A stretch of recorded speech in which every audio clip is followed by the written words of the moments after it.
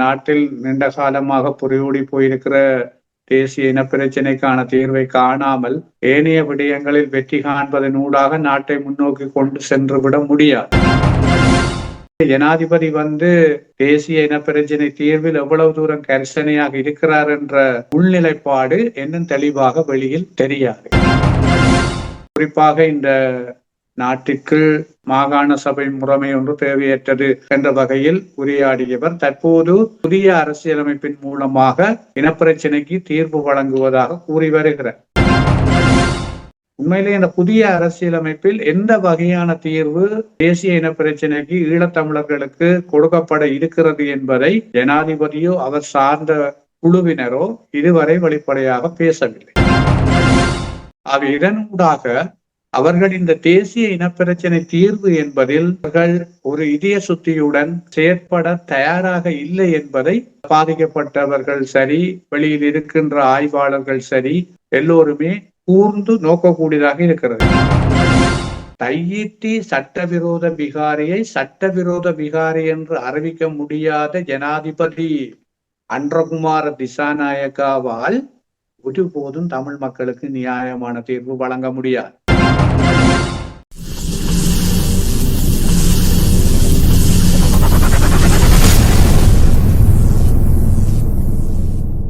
அரசியல் ஆய்வுக்களம் உண்மையோடு தமிழர்களின் உரிமை காக்க உரசிவிடும் தீக்குச்சி என தன்னை நிலைநிறுத்தி தமிழரின் அரசியல் பேசும் களமாக உங்களை தேடி வருகிறது அரசியல் ஆய்வுக்களம்.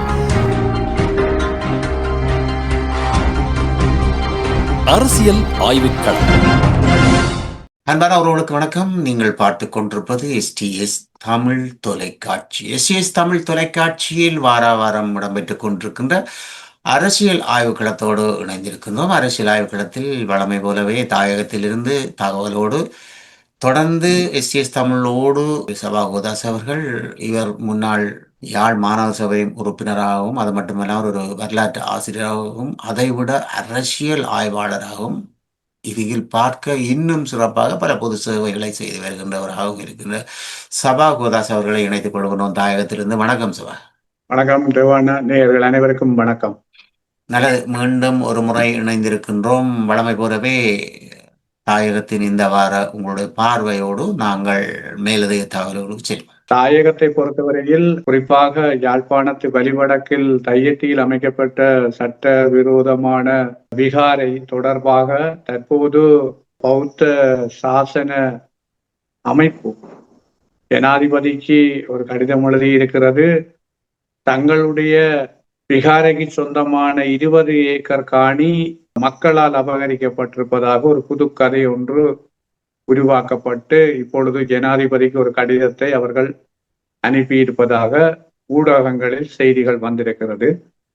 அதே நேரம் 13வது திருத்தம் தொடர்பிலும் தென்னிலங்கையிலும் இனவாத ரீதியான கருத்துக்கள் முன்னெடுக்கப்பட்டு கொண்டிருக்கிறது. அதில் குறிப்பாக முன்னாள் அமைச்சர் சரத் வீரசேகர் அவர்கள் சொல்கிறார், 13 அமல்படுத்தப்பட்டால் வடக்கு சுயாதீனமாக இயங்கும் என்ற வகையிலும், அதே நேரம் தென்னிலங்கையில் இந்த 13க்கு எதிராக குரல் எழுப்புகின்ற இனவாத ரீதியான குரல்களை கொடுப்பவர்கள் எதிர்காலத்தில் தேர்தலில் களமிறங்குவதற்கு தயாராக இருப்பதாகவும் செய்திகள் வந்து கொண்டிருக்கிறது.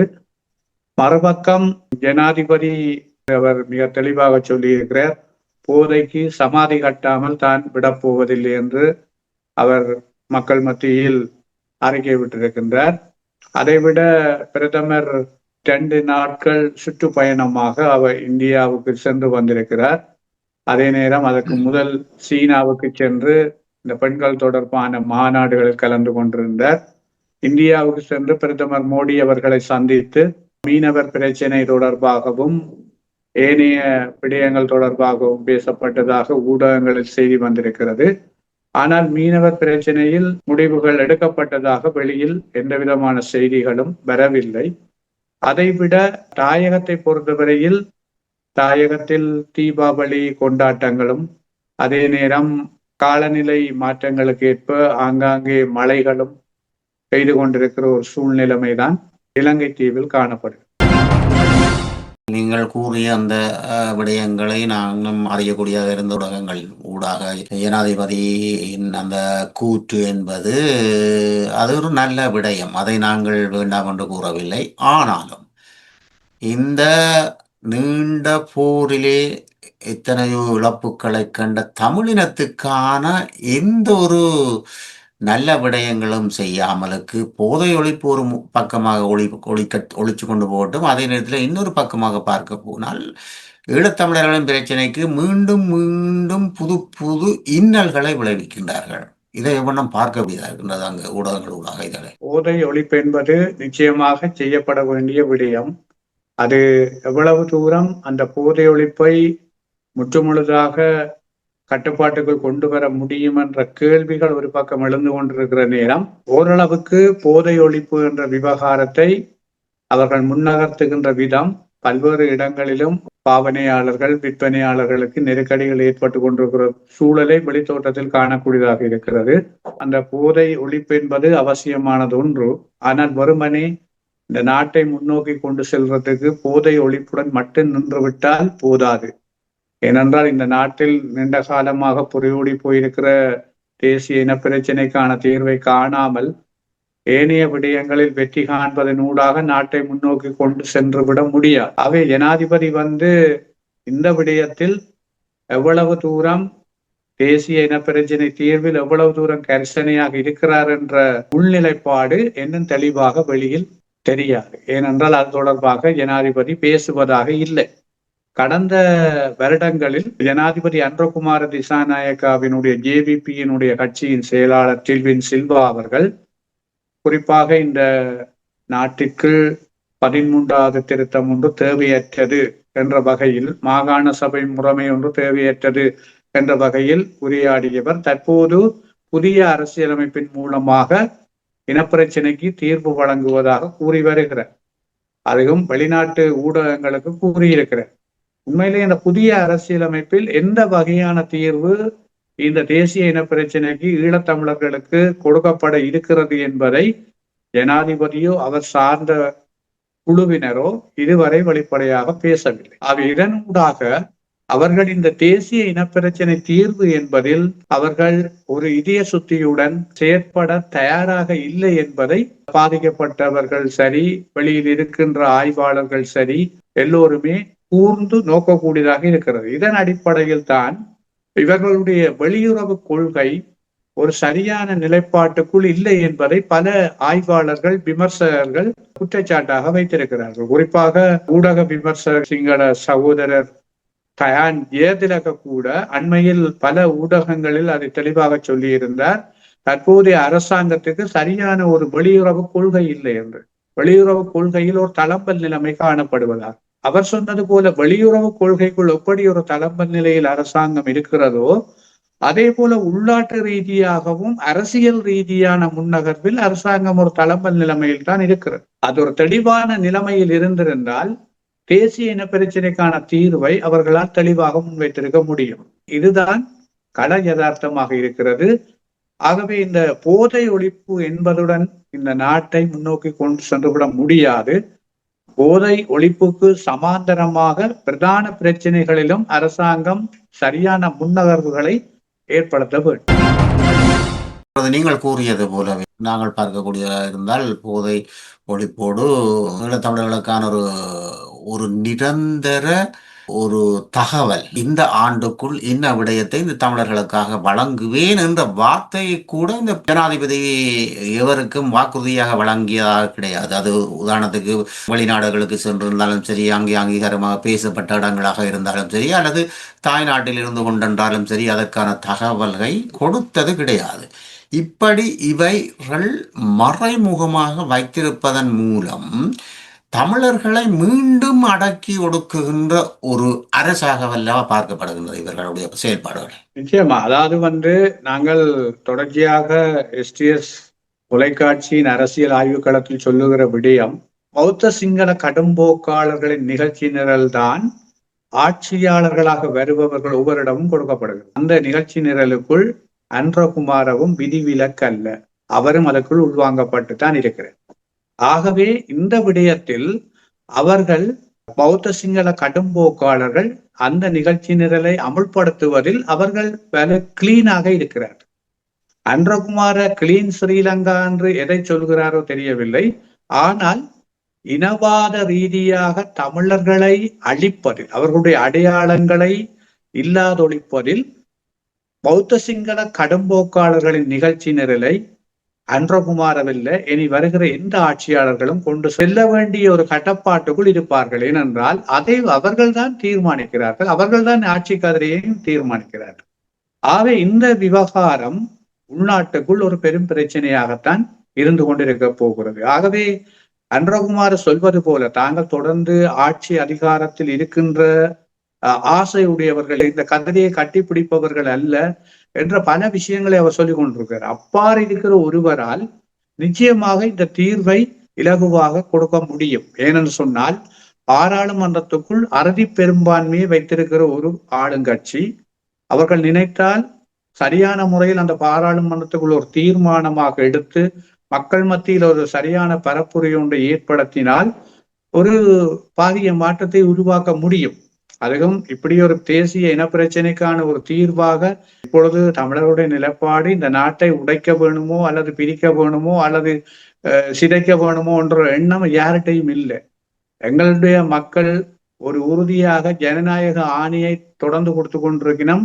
ஒரு அதிகார பகிர்வுக்குத்தான், ஒரு சமஷ்டி அடிப்படையிலான தீர்வுக்குத்தான். 1949ஆம் ஆண்டு இலங்கை தமிழரசு கட்சி சமஷ்டி கட்சி, அதாவது பெரடல் பார்ட்டி என்று சொல்லி உருவாக்கப்பட்ட காலத்தில இருந்து தொடர்ச்சியாக மக்களாணை ஜனநாயக தேர்தல்கள்ல, அதாவது 1977 தேர்தலை விட அது தனித்தமிழத்துக்கான தீர்மானமாக 77 தேர்தல் அமைந்திருந்தது.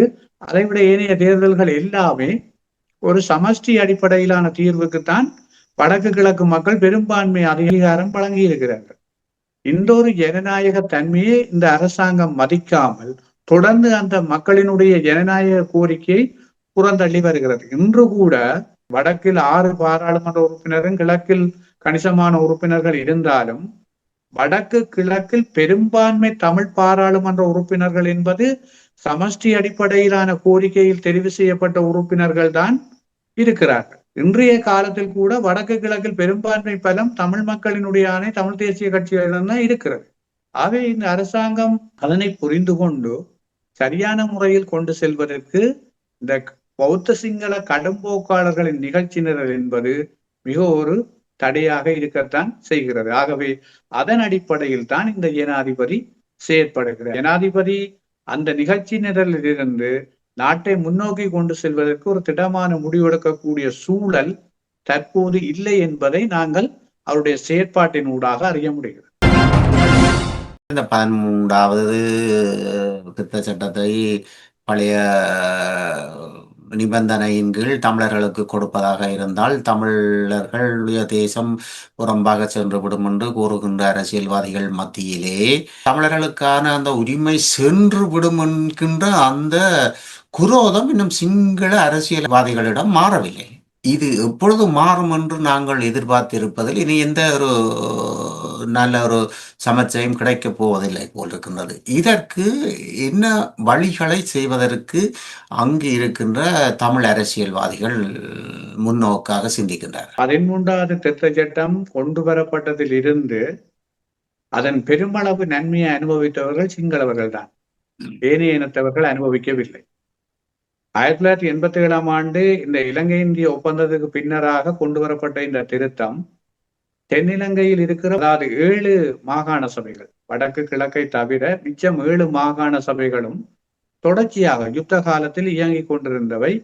அந்த மாகாண சபைகள் மூலம்தான் சிங்கள தரப்பில் 2ஆம் கட்ட அரசியல் தலைவர்கள் உருவாக்கப்பட்டவர்கள். அந்த மாகாண சபை தான் அந்த 2ஆம் கட்ட தலைவர்களை உருவாக்கியது. இன்றைக்கு ஜனாதிபதியாக இருந்த சந்திரிகா குமாரணதுங்கா கூட மாகாண சபையில் முதலமைச்சராக இருந்துதான் பின்னர் பிரதமராக ஜனாதிபதியாக வந்தார். அதைவிட இன்று இருக்கிற பெரிய பெரிய பாராளுமன்றத்தில் இருக்கிற பழமையான அரசியல்வாதிகள் பலர் அந்த மாகாண சபை மூலமாகத்தான் பாராளுமன்றங்களை நோக்கி நகர்த்தக்கூடிய வாய்ப்புகள் இருந்தது. ஆனால் அவர்கள் தென்னிலங்கையில் இன்றைக்கு இலங்கையில் உள்ள மாகாணங்களில் வயம்ப மாகாணம் அதிகமான நிதி வருமானத்தை பெற்றெடுக்கக்கூடிய ஒரு சூழல் உருவானதற்கு காரணம் மாகாண சபை முறைமை. அந்த மாகாண சபை முறைமையில் தான் அங்கு நிறைய முதலீட்டாளர்களை கொண்டு அங்கு முதலீடுகளை ஏற்படுத்தக்கூடிய வாய்ப்புகள் அவர்களுக்கு கிடைச்சது. இந்த 7 மாகாண சபைகளும் ஆளுங்கட்சியில் இருக்கின்றவர்கள் தான் பெரும்பாலாக முதலமைச்சர்களாக அந்த காலத்தில் இருந்திருக்கிறார்கள். அவை அதனால் மாகாண சபை மூலமாக சிங்கள மக்கள் நிறைய நன்மைகளை பெற்றிருக்கிறார்கள். ஆனால் வடக்கு கிழக்கு மாகாண சபை என்று கதைக்கிற போதுதான் அந்த வரப்பிரசாதங்களை பெற்று அரசியல் லாபங்களை பெற்ற தென்னிலங்கை அரசியல்வாதிகள் இனவாதிகள் போல செயற்படுகிறார்கள். வடக்கு கிழக்கு என்பதும் அந்த 13வது திருத்தம் நாட்டை பிரித்து விடும், அது ஒரு வெள்ளை யானை, இப்படியான பல்வேறு இனவாத கருத்துக்களை முன்வைத்து அதனை விமர்சிப்பதை நாங்கள் காணக்கூடியதாக இருக்கு. இந்த விமர்சனங்கள் இப்போது இருக்கிற ஆட்சியாளர்களுக்கும் பொருத்தமானதாக இருக்கும். அதாவது 13வது திருத்தம் கொண்டு வருகிற போது ஜேவிபி அந்த நேரம் இதை கடுமையாக எதிர்த்தவர்கள், கடுமையாக விமர்சித்தவர்கள். ஆனால் பின்னர் 94ஆம் ஆண்டுகளுக்கு பிறகு இந்த மாகாண சபை தேர்தல்களில் பங்கு பெற்றி மாகாண சபைகளில் பல உறுப்பினர்களாக இந்த ஜேவிபி கட்சியினர் இருந்திருக்கிறார்கள். இன்று உண்மையாக இதய சுத்தியுடன் இந்த ஜேவிபி மாகாண சபை தேர்தலை நடத்துவர்கள் அவர்களுக்கு எள்ளளவேனும் விருப்பம் இல்லை.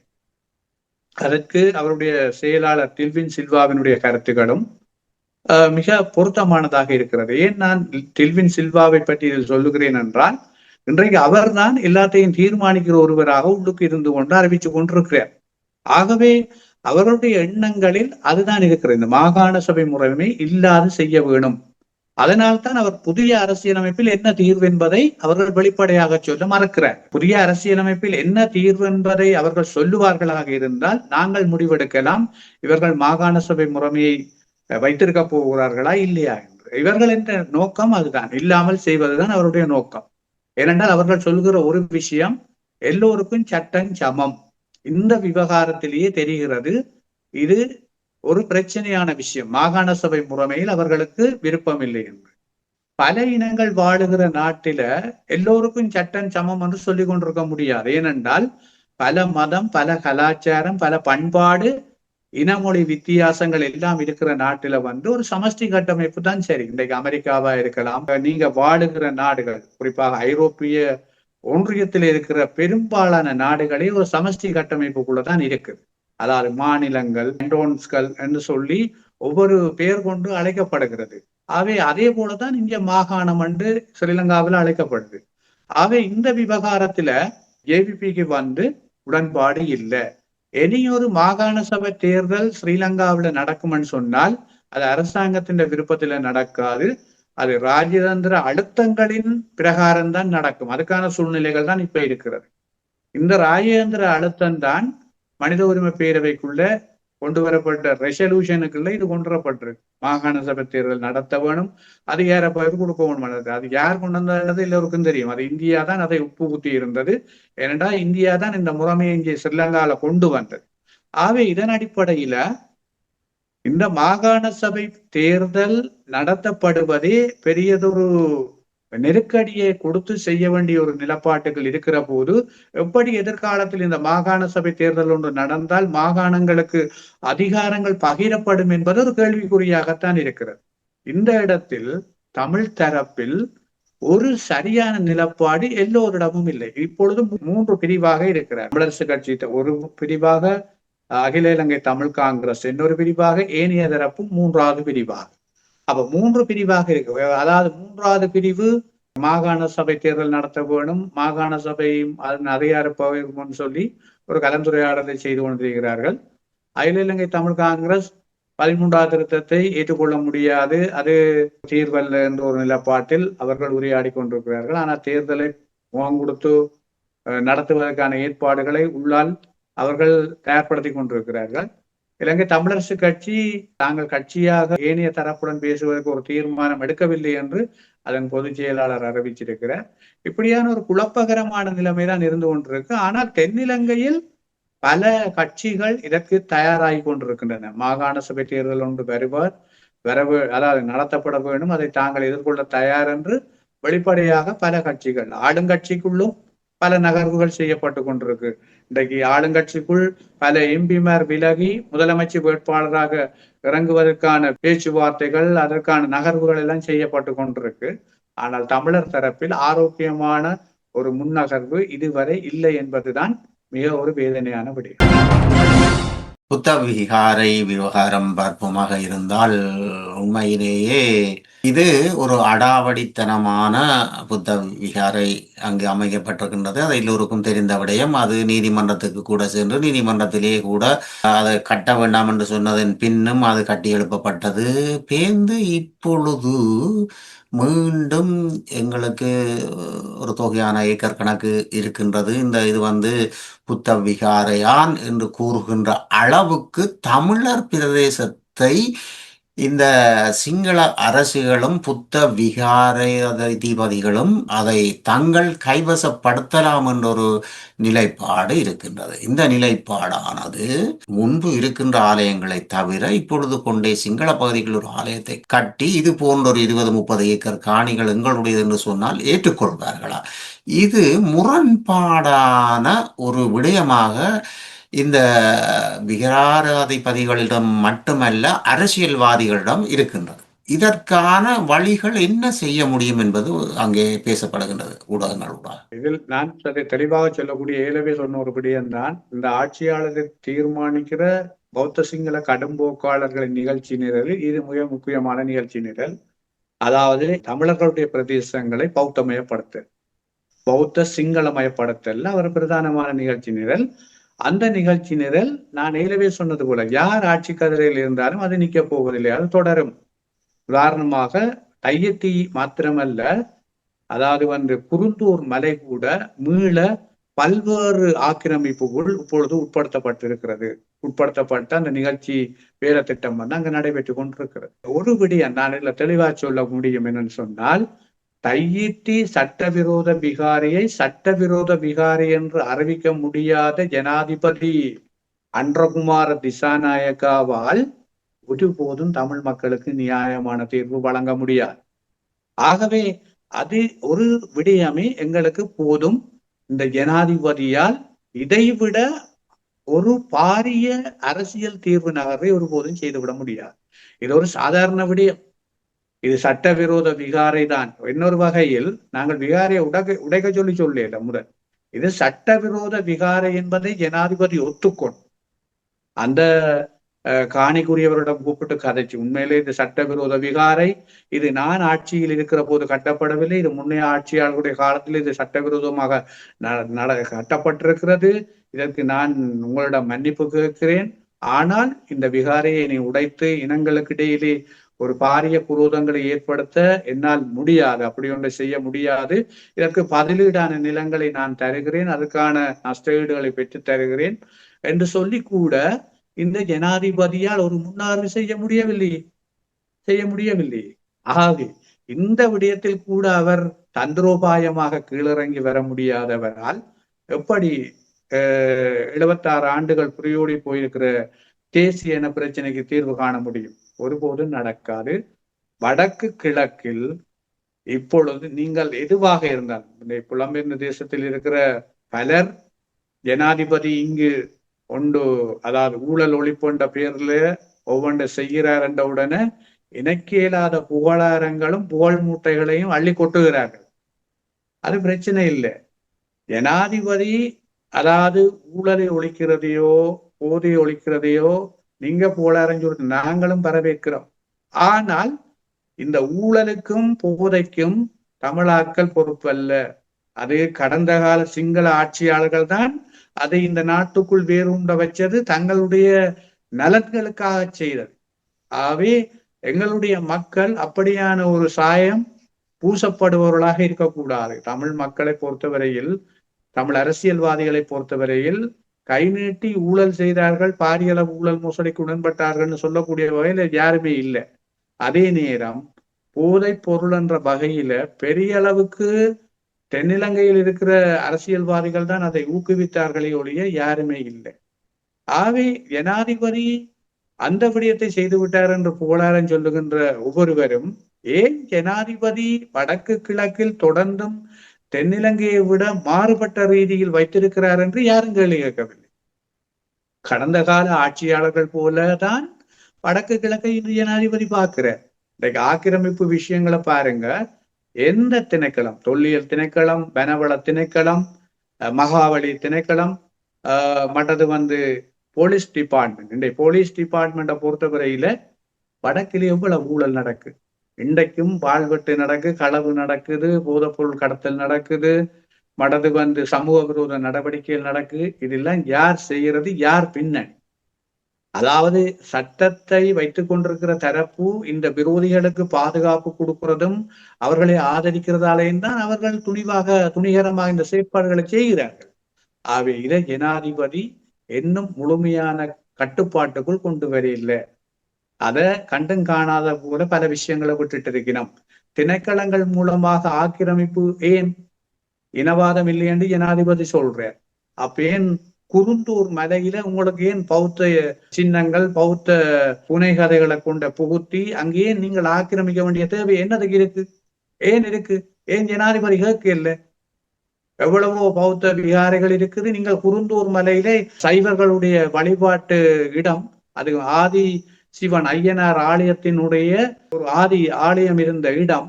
ஆகவே அந்த இடத்துல நீங்களே இந்த ஆக்கிரமிப்பை செய்யறீங்களே ஜனாதிபதி கேட்க இல்லை, அதையும் தடுத்து நிறுத்த இல்லை.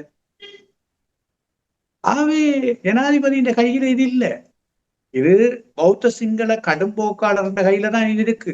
ஆகவே திரும்ப திரும்ப சொல்லிலும் இது ஜனாதிபதியால முடியாது, எந்த ஜனாதிபதியாலையும் நிறுத்த இயலாது. ஆட்சிக்கு வர முதல் புதுசா வாரவே சொல்லலாம், நாங்கள் வந்தா அதை தடுப்போம், அதை செய்வோம்னு சொல்லி. ஆனா வந்த பிறகு அவர்கள் தடுக்கவே மாட்டார்கள், தடுக்க முடியாது. தையிட்டி விகாரையை சட்டவிரோத விகாரை என்று சொல்ல முடியாத ஜனாதிபதியால் ஒரு காலமும் இந்த இன பிரச்சனைக்கு தீர்வு கொடுக்க முடியாது. இதை நான் ஆணித்தரமா சொல்றேன். நாங்க தொடர்ந்தும் இவருடைய ஆட்சி காலம் முடிகிற போதும் STS தொலைக்காட்சியில நாங்கள் அதை தெரிவுபடுத்துவோம். உண்மை இந்த விடயமானது எந்த ஒரு கோணத்தில் நாங்கள் பார்த்தாலும் தமிழர்களுக்கான ஒரு தீர்வை நோக்கிய எந்த ஒரு விடயமும் அரசினால் நடத்தப்படவில்லை என்பதை நாங்கள் பார்க்கக்கூடியதாக இருக்கின்றது. நீங்கள் கூறியது போலவே இந்த புலம்பெயர் நாடுகளில் இருக்கின்றவர்கள் நிச்சயமாகவே பல விடயங்களை வேறுபட்ட கோணத்தில் பார்ப்பதற்கான ஒரு காலமாக இந்த சலசலப்பு காலங்கள், இப்பொழுது இருக்கின்ற சலசலப்பு காலங்களை அவர்கள் எதிர்பார்க்கின்றார்கள். அது ஒரு தவறான விடயம் என்பது உண்மையான விடயம். அதை நாங்கள் ஏற்றுக்கொள்ளத்தான் வேண்டும். அது மட்டுமல்ல, எங்களுக்கான உரிமைகளை நாங்கள் பெற்றுக்கொள்வதற்கு நாங்கள் எங்களை வலுவிழக்க செய்யாமல் நிமிர்ந்து நிற்க வேண்டிய இடங்கள் எத்தனையோ இருக்கின்றது. அந்த இடங்களை எல்லாம் நாங்கள் கைவிட்டு நிற்கின்றோம் என்பதும் பார்க்கக்கூடியதாக இருக்கின்றது. எந்த வகையில் பார்த்தாலும் நாங்கள் மீண்டும் ஏதோ ஒரு வழியில் போராட்டத்தை செய்வதற்கான, அது ஜனநாயக ரீதியான போராட்டமாக கூட இருக்கலாம், அதை செய்வதற்கான ஒரு களத்தை மீண்டும் வந்த இந்த அரசும் ஏற்படுத்தி கொண்டு போகின்றது போல் ஒரு பார்வை எங்களுக்கு தெரிகின்றது. இவ்வளவு கால அரசியல் பார்வையில் நீங்கள் பார்த்த அரசியல் பார்வையில் எங்களுக்கு தெரிகின்றது. நீங்கள் கூறியது போலவே நாங்கள் இந்த ஒரு சுமூகமான ஐக்கிய இலங்கைக்கு வாழ்வதாக இருந்தால் ஜனாதிபதி ஆனவர் இதற்கான ஒரு வாக்குறுதிகளை வழங்குவதாக இருந்தால், அதற்கான வாக்குறுதிகளை வழங்கி இவ்வளவு காலத்துக்குள் நான் தமிழர்களின் பிரச்சனையை தீர்ப்பேன் என்று சொல்லாத ஜனாதிபதி ஓராண்டு நிறைவாகிய பின்னும் இன்னும் என்ன நடக்கப் போகின்றது என்பதை நாங்கள் தமிழர்களாக, ஈழத்தமிழர்களாக, வாழ்வியலை துளைத்தவர்களாக, புலம்பெயர் நாட்டில் வாழ்பவர்களாக, எத்தனையோ உயிர்களை இன்னுயிராக போராட்டத்தில் கொடுத்தவராக, எத்தனையோ மக்களை இழந்தவர்களாக விரைவாக அதை தீர்மானிக்க வேண்டிய காலமாகவும் இருக்கின்றது. அது மட்டுமில்லாமல் எங்களுடைய தமிழ் அரசியல்வாதிகள் எத்தனையோ விடயங்களை செய்ய வேண்டிய சந்தர்ப்பங்களும் இருக்கின்றது. அவர்களும் சோர்வடைந்தவர்களாக வாக்குக்கான காலங்களை தங்களுக்கு பரப்புரையாக வழங்கி கொண்டு பின்பு கண்மூடி இருப்பவர்களாக நாங்கள் புலம்பெயர் நாட்டிலிருந்து பார்க்கக்கூடியதாக இருக்கின்றது. அதுதான் யதார்த்தம். அப்படி இருக்கின்ற பொழுது அரசியல்வாதிகளும் நிச்சயமாகவே கண் விழித்து பாராளுமன்ற உறுப்பினர்கள் ஆளுமையான விடயங்கள் என்ன செய்ய வேண்டும் என்பதை நீங்கள் தீர்மானிக்க வேண்டும். வரப்போகின்ற அந்த தேர்தலில் கூட நீங்கள் என்ன செய்ய வேண்டும் என்று இப்பொழுதே விழிப்பாக இருக்க வேண்டும். ஏனென்றால் ஆளும் கட்சியின் பரப்புரையில் பார்க்க தமிழ் கட்சிகளின் பரப்புரைகள் அமர்ந்திருக்கின்றது. இது ஒரு நல்ல சமர்ச்சியாக தெரியவில்லை என்பதையும் இந்த அரசியலாவிலே நாங்கள் கூறிக்கொண்டு, சபா குகதாஸ் அவர்கள் கூறிய முன்வைத்த பல விடயங்களும் நேர்த்தியான விடயங்கள். இந்த நேர்த்தியான விடயங்கள் நாங்கள் எங்களுடைய அரசியலாய்வு களத்தில் பேசிக்கொள்வது உண்மையிலேயே நாங்கள் விழித்திருக்க வேண்டும், எங்களுக்கான விடிவு வேண்டும் என்ற ஒரு அடிப்படையில் பேசிக்கொண்டிருக்கணும். அந்த வகையில் இன்று அரசியலாய்வு களத்திலும் சிறப்பாக பல விடயங்களை கொண்டு வந்த சபா குகதாஸுக்கு நன்றிகளை கூறிக்கொள்வோம். நன்றி சபா குகதாஸ். நன்றி ரமண்ணா. நேர்கள் அனைவருக்கும் நன்றி. நல்ல உறவுகளை இதுவரை நீங்கள் பார்த்தது அரசியல் ஆய்வுக்களம். அரசியல் ஆய்வுக்களத்தில் எங்களோடு தாயகத்திலிருந்து பல ஆண்டுகளாக இணைந்திருக்கின்ற திரு சபா குகதாஸ் அவர்கள். இவர் முன்னாள் யாழ் மாநகர சபையின் உறுப்பினராகவும், அது மட்டும் இல்லாமலுக்கு வரலாற்று ஆசிரியராகவும், அத்தோடு அரசியல் ஆய்வாளராகவும் இன்னும் பல பொதுப்பணிகளை செய்து கொண்டிருப்பவரும்.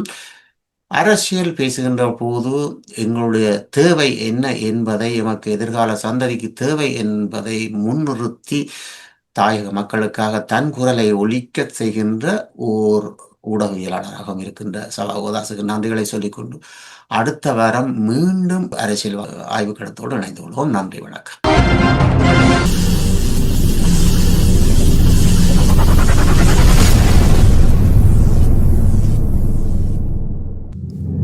அரசியல் ஆய்வுக்களம். உண்மையோடு தமிழர்களின் உரிமை காக்க உரசிவிடும் தீக்குச்சி என தன்னை நிலைநிறுத்தி தமிழரின் அரசியல் பேசும் களமாக உங்களை தேடி வருகிறது அரசியல் ஆய்வுக்களம். அரசியல் ஆய்வுக்களம்.